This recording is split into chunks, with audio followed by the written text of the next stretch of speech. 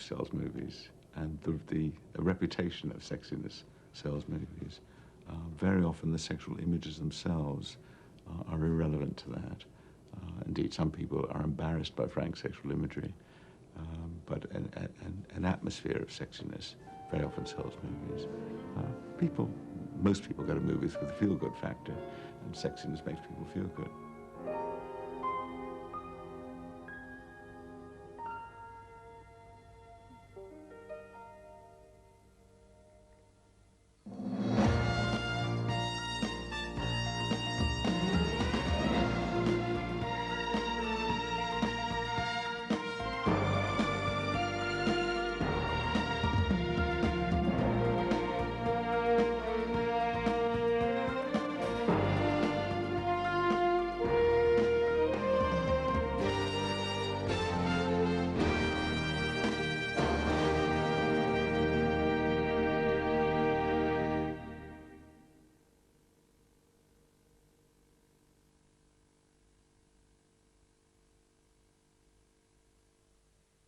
If you'd like a booklet based on this series with more information about the world of cinema, please write a cheque for £3 made payable to BSS and send to The Dream Factory, P.O. Box 7, London W5 2GQ.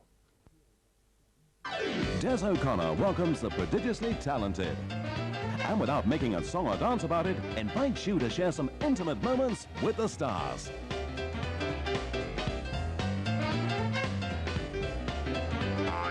Des O'Connor Tonight, a star-spangled evening of entertainment, Wednesdays at 8 on Central. In the search for fame and fortune. I was really poor, now I'm rich. I live a very fortunate life. There are many who try, but few who succeed. I'm an actor looking for work. If you're stupid, it helps, really. I will not fail. I'm happy. I do a little adult movies, do a little dialogue, have sex, make a paycheck, go home. A fascinating insight behind the glamour. I drove a flower delivery truck. Mostly a chauffeur. Hollywood Men, Wednesday at 9 on Central.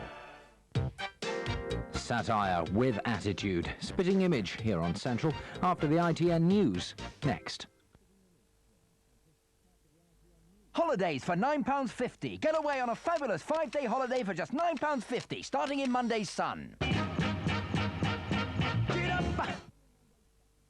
Yes, yes, yes! Remember Sam from last year? She lost 3 stone with Weight Watchers. Now it's your turn, and we've gone leap year loopy with our best ever offer. Once you lose £7, we'll cut £1 off your weekly meeting fee, so you pay just £2.95 per meeting. And registration is free. It's our best ever offer. For your nearest meeting, call 0121 233 2383 and join Weight Watchers today. Yes! Bored. Oh, my stars. You are about to enjoy a completely new experience. You could be right. Something hot and steamy is about to invade your life. A hot, crispy baguette smothered with cool, creamy Philadelphia. They don't come much hotter and steamier than that. You're not a typical Virgo, are you?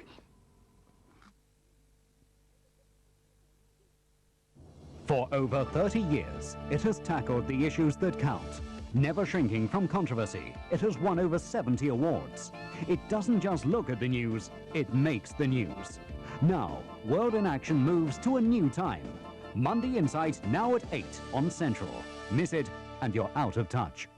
Now on Central, it's a little after 11 o'clock. Time for the latest news from ITN. From the studios of ITN, the news with Nicholas Owen. Good evening, welcome to the programme. Tonight's headlines: the couple who agreed to marry as they struggle to survive after ferry sinking. Now it's President Arafat as Palestinians vote overwhelmingly for him. And why the palace is concerned about the Duchess's deal. A British man who survived with his girlfriend for 20 hours in the sea after their ferry capsized told today of their remarkable escape. Steve Nicholson and Caroline Harrison clung together in shark-infested waters off Indonesia and agreed to marry. Tonight, the couple are preparing to come home to keep the promise they say helped them survive. Lauren Taylor reports. For Caroline's family tonight, there's still a sense of disbelief that the couple could have survived a ferry disaster in which more than 100 died. Oh, to be only one of the survivors, I mean, you know, out of a small number of survivors. It's incredible, isn't it, really? I mean, it's like as if someone was watching over. Caroline Harrison and Steve Nicholson spent 20 hours surrounded by bodies in shark-infested waters. For Caroline, there was an added fear. She is absolutely terrified of water.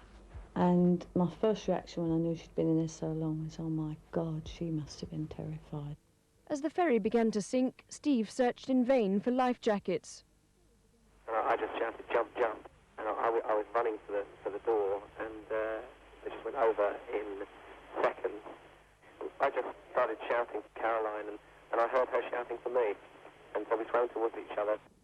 The pair survived by clinging to a life jacket they found in the water and kept their strength by sucking at fruit that floated up from the wreckage. Then came the question.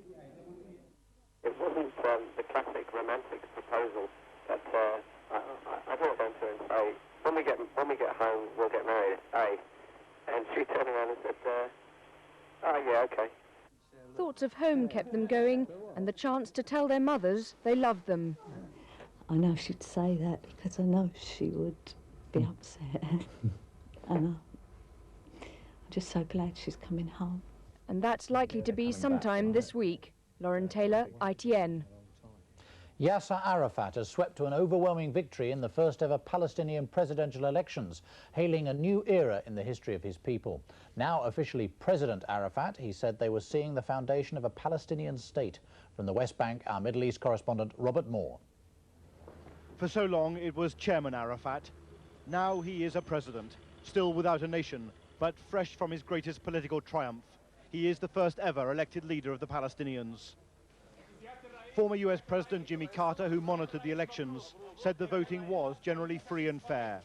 And Arafat is now talking of what before was just a dream.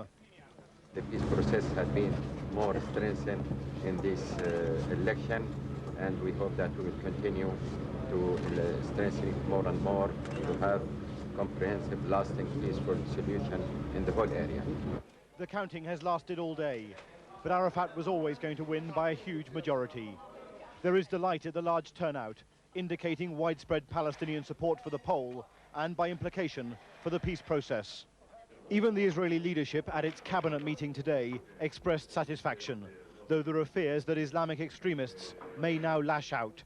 The militants have been left isolated and bitter by the election result. It was also a verdict for the Hamas and the Islamic Jihad, who are still trying to use arms to kill the peace process and actually to endanger the future of the Palestinian people. No sooner was the voting over than the Islamic holy month of Ramadan began. This morning, Palestinians flocked to the mosques in the knowledge that a new chapter has begun in their turbulent history. Palestinians have reason to be proud. For the very first time, they have a president and a parliament, the institutions that make the birth of the state of Palestine almost inevitable.